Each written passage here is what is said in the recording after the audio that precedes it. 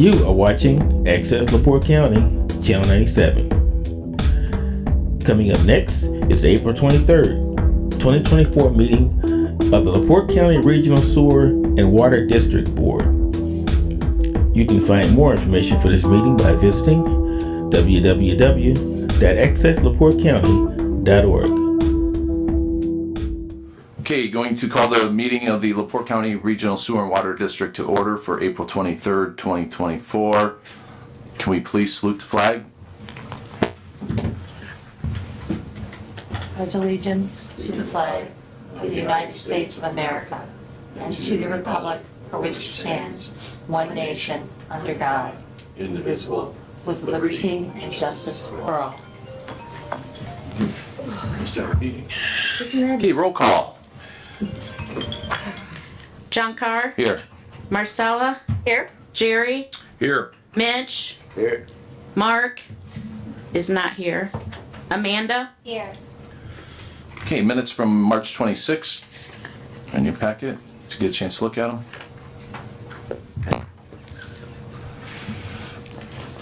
Make a motion to approve. Second. We have a motion and a second to approve the minutes from March 26th. Are there any questions on the motion? Proceed to vote. All those in favor signify by the word aye. Aye. Opposed, same sign. Ayes have it. Next item on the agenda is public comment. Anyone wishing to speak needs to state their name and address for the record, and we'll have 3 minutes to speak. Is there anybody here for public comment? Hi. Morning.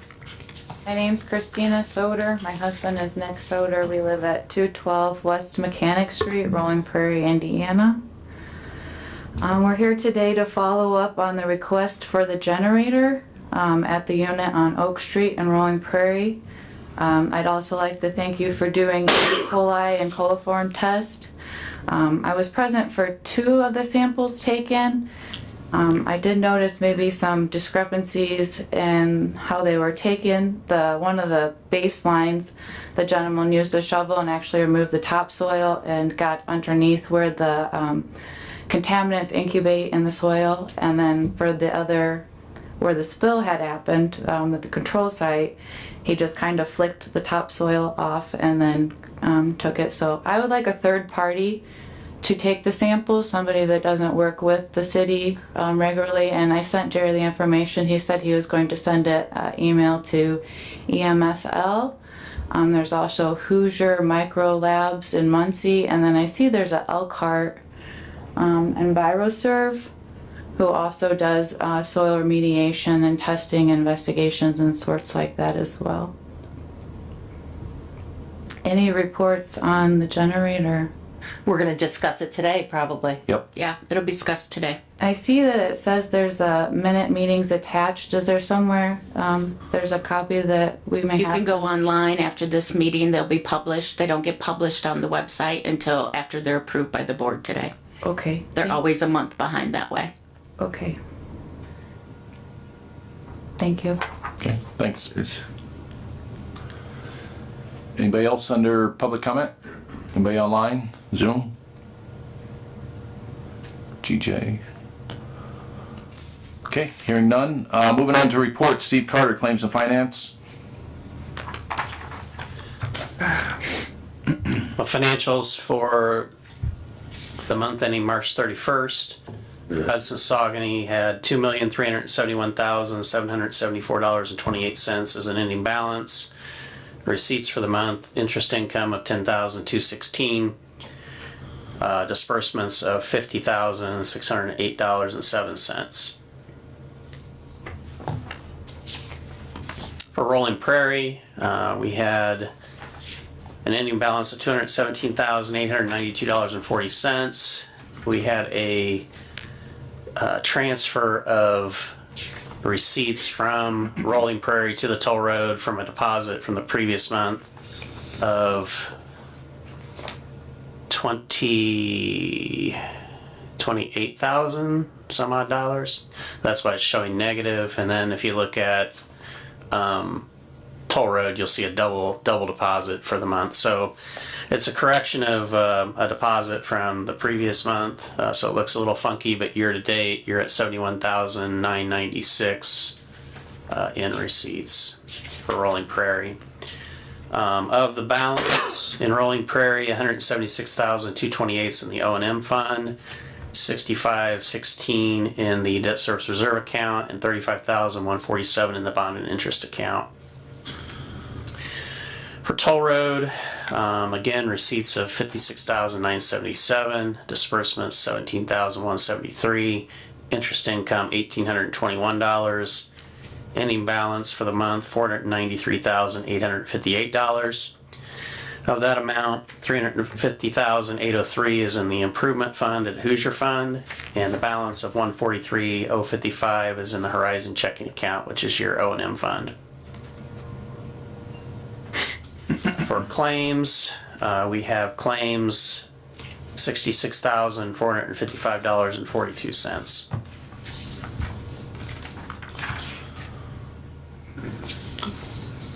Make motion for claims. What's your pleasure on the claims? Move to pay claims. I'll second. There's a motion, a second, to pay the claims for this month. Are there any questions? Proceed to vote. All those in favor signify by the word aye. Aye. Opposed, same sign. Ayes have it. Moving on to Asbury. I didn't get a report Chris for Vogler this. with Asbury. Really don't have anything to report. We did receive compressor, but it has not been installed yet.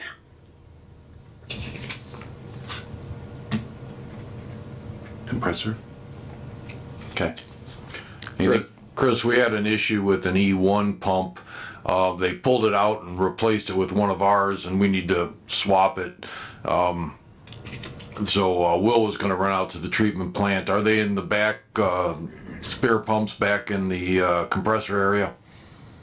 No, I think there's, as far as I know, there's only one, Okay. and that one is in the main office there.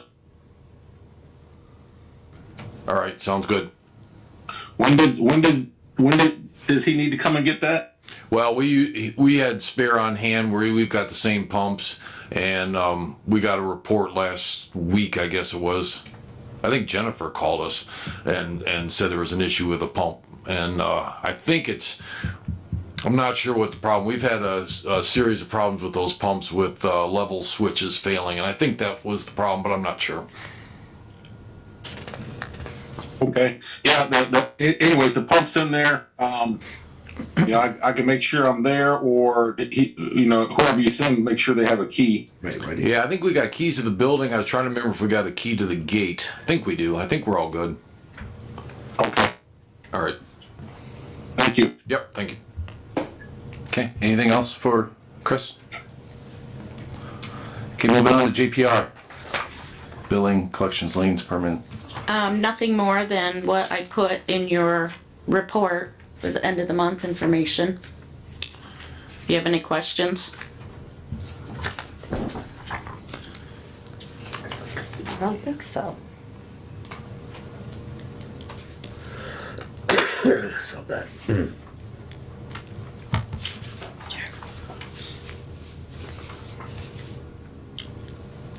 Okay.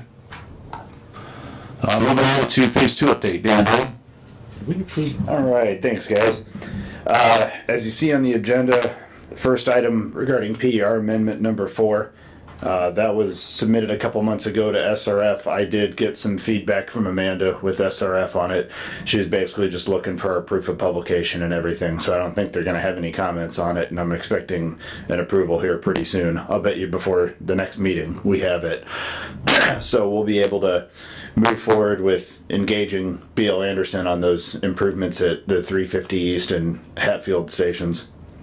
Also attached to your boardable stuff is a quote for the generators. I reached out to Evapar, who is the vendor and service provider for Generac generators in the area, and specifically requested gensets to fit this application, basically to fit these smaller pump stations with one pump starting and one pump running.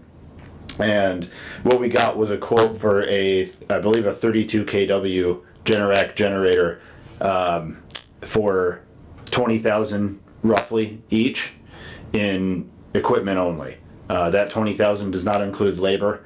I would estimate labor to be somewhere between 5 and 10,000 to have it installed, because they'll have to pour a concrete pad, set the generator out there. They'll have to completely rebuild the electrical service entrance to allow for a automatic transfer switch to be installed out there at the control panel.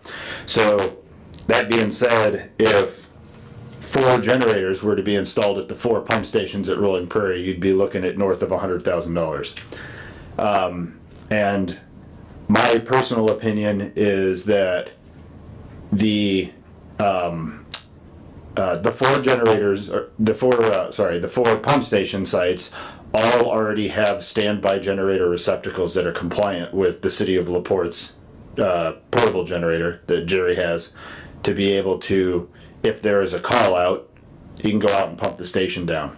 The reason that this overflow at Station 3 happened was because there was basically a perfect storm of issues that occurred where SCADA went down and the power to the pump station was killed. So there was an overflow and Jerry didn't know about it. We've since raised the elevation of the antenna out there so that we have a better signal for the SCADA system, and we've notified AEP that these services are for pump stations and that we should at least get a warning before anything happens. So that said, I would argue that the 4 stations already have sufficient provisions for backup power, and I feel like the district would be better off spending that money elsewhere to improve operations. Can I ask how many of these pump stations are located within like homes, like residential, like they are? All of them are. They're all within. All 4 of them are. Yeah. Okay. Oh. Yeah, they're all installed in the public right of way alongside the residential streets of Rolling Prairie. One of them's up on Rolling Drive in the northwest corner in that little subdivision up there. One of them is on Short Street. One of them's down there on Mechanic in the southwest corner, and the other one is at the end of Prairie Street, I believe, down by the church. Does that price sound right? I mean, is that high or is that Generators, that's what generators cost. Yes. 20 grand? Yeah. Yeah. That's just the equipment that's Right. Correct. installed. Right. So if you So you're thinking it's like 25, Per. 30,000 to Yes. 30, For 2. Yes. But only one of Per the two? station services. Isn't it 2? Well, there's 4 total.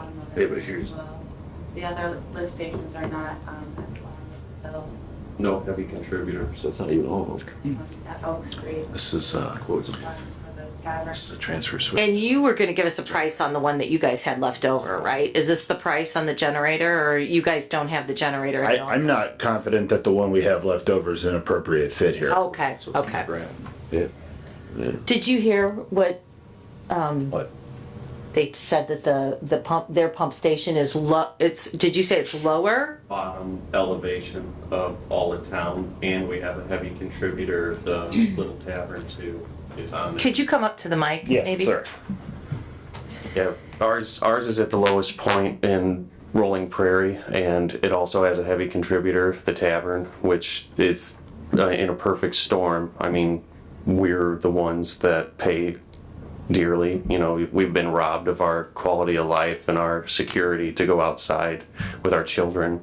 In the event if something happens, there'll be more gallons that overflow versus the other pump station. Yeah, it should be something that should never be, I don't care how perfect the storm is, your guys' storm should be more perfect for our security and our safety and our children's health. I mean, is there any reason that we have to install them all at one time? Is there a cost-effective reason for doing that? I mean, can we start with one, pump station and then move to the next? I mean, I think, if you want my legal opinion, I would love it. well, this is a situation where we need to defer to the engineers. In Sure. our pre-meeting, I think one of us asked, how common is it? I mean, JPR handles multiple sewer districts. Sure. and I think somebody asked Dan or Jennifer, is there any, what's the norm? And I think the norm is what we have. In fact, what we have may be above and better than the norm. So my fear would be if you pick one, and again, I think it's unlikely it's going to repeat itself, but let's say it does. And let's say it does at one of the other sites. And we didn't replace, or we didn't put in a generator at that site, but we did on this site. I just think selectively trying to solve a problem based on public comment as opposed to some general plan of the district, I mean, is a better way to operate. I mean, and I'm not saying the board shouldn't be sympathetic to these folks. They didn't deserve to have what happened, but we had testing done. It seems like the testing indicated that there's no long-term issue. And it also seems like JPR has taken steps to prevent the perfect storm from happening again. Again, perfect storms can happen again. If it's 1 in 100, the 1 in 100 can happen again. But it only takes one time for you guys to poison our 2-year-old with limes. I mean, she's got a compromised immune system. That should be, that should be looked at. It's the norm of Michigan and all there. Every lift station has a generator hooked up to it. Legally, they can't have any, is my understanding. And versus if a fire goes out on our unit, it's going to be thousands of gallons of water or wastewater versus if it goes out on other units. if you need to, they can't hear you. You guys were servicing the unit the week prior to the overflow, and they had come out and they pumped the unit then as well. And then the perfect storm happened. But if the overflow happens on our pump station, there's a major contributor. So there will be thousands of other gallons versus if it happens at another lift station where there's only maybe 12 residential houses on that. We were exposed to all of LaPorte County's germs, not just 12 households. The tavern has all of their All sorts of customers Right, on and- Super Bowl weekend. And not to mention, you weren't aware how many days that it was overflowing. Jerry estimated on his report only 200 gallons. I had sent him an email requesting him to amend that number because we have footage showing it started leaking on Friday until we noticed Sunday. And 13 houses at 300 gallons for 2 days is like 4,000 gallons. Plus, if we estimate how many gallons the bar may have contributed, be 1,000 a day. So that's another 2,000. So that's almost 10,000 gallons that leak. That's inaccurate. The vast amount of that wastewater was stored in the sewer system. No, and sir, then we all- have footage of it video coming footage. out. I understand there was a Friday. leak, Right. but the numbers you're throwing out are inaccurate. Once the tank is The full, vast- the tank is full, and you guys. Vast amount of wastewater was stored in the sewer system, and then we hauled it away in the Vector.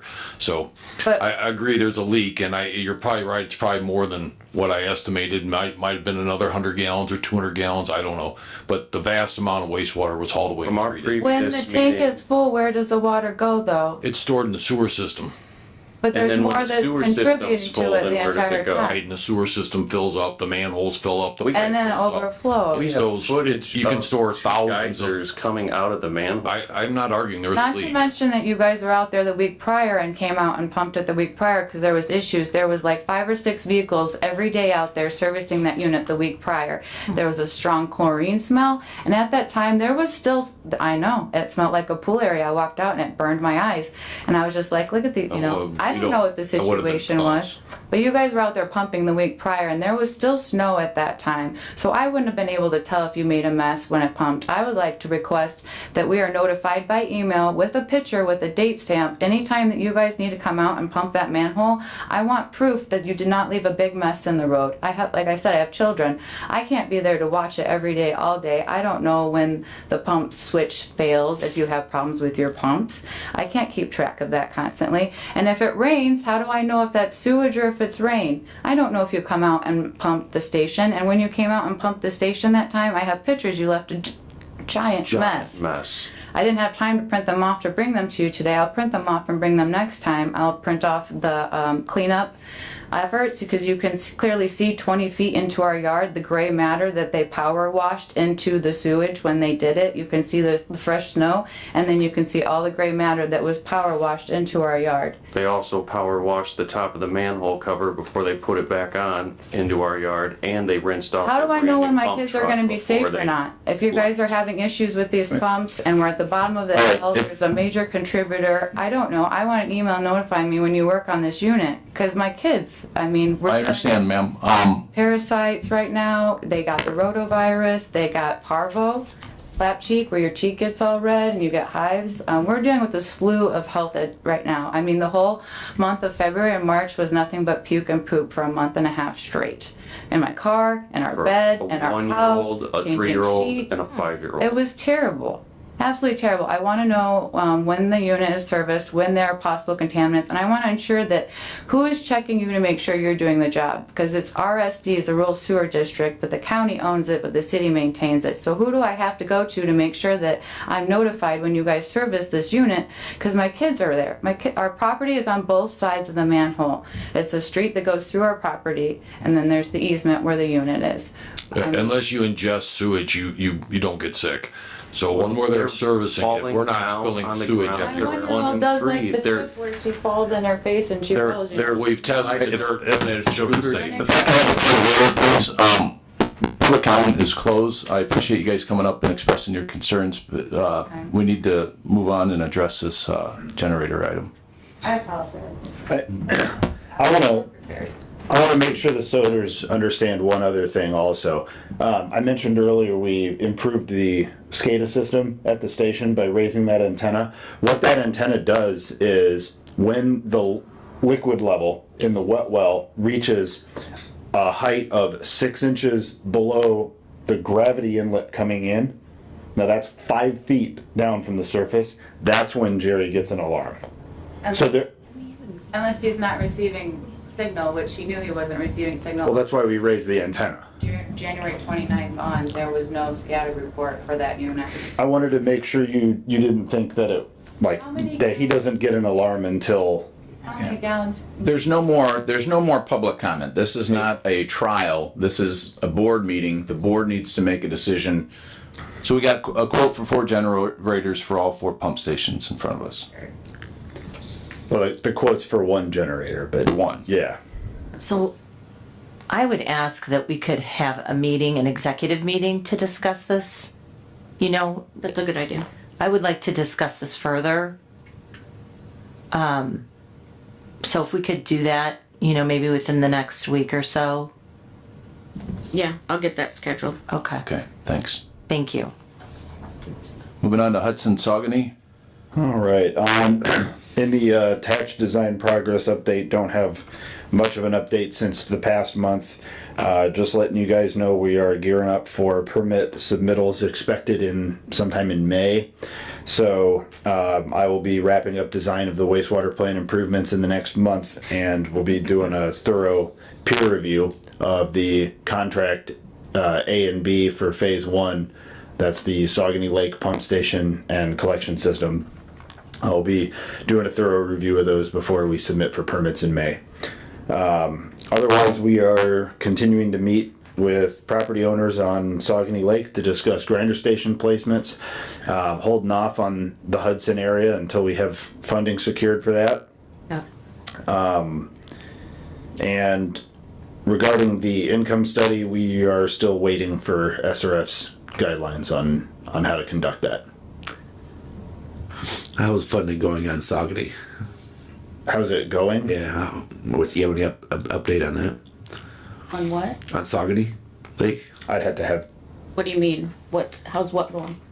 Well, I didn't know we were 100% funded on that, on Saucony Lake. Oh, we're not going to know until July. Okay. Yeah. That's what, I just didn't know if there was an update. I know Ken was meeting with them quite often. Right. Yeah, no. Do you know when the ready grants are going to be announced for this year? I do not. I do not. I can find out. They kind of were. Right? Well, No, we they got were an allocated email about it. 35 million for this Right. area. Yeah, I know we Saw got an that. email about it, and Ken might do a presentation to them in addition to what we've already submitted, but they were appreciative of what we Yeah. supplied so far. Allocated, so should probably know. Soon. That is all I've got on Hudson Saucony. Thanks, Dan. Yep. Thanks. Okay, moving on. In executive committee, engineering committee, nothing. Nothing. Notice of statutory exemption and extension of service letter. we'll still be working on that and send that out when it's time. Okay. New business. So next meeting, May 24th, or May 28th, I'm sorry. Sounds good. Pre-agenda meeting and attendees, same, Okay. 21st at 9 a.m. What do you want to do about the executive meeting in regards to these generators? Do you want to set that up after the meeting, Jennifer, with? I'll get with everyone and see when everyone's available and the room.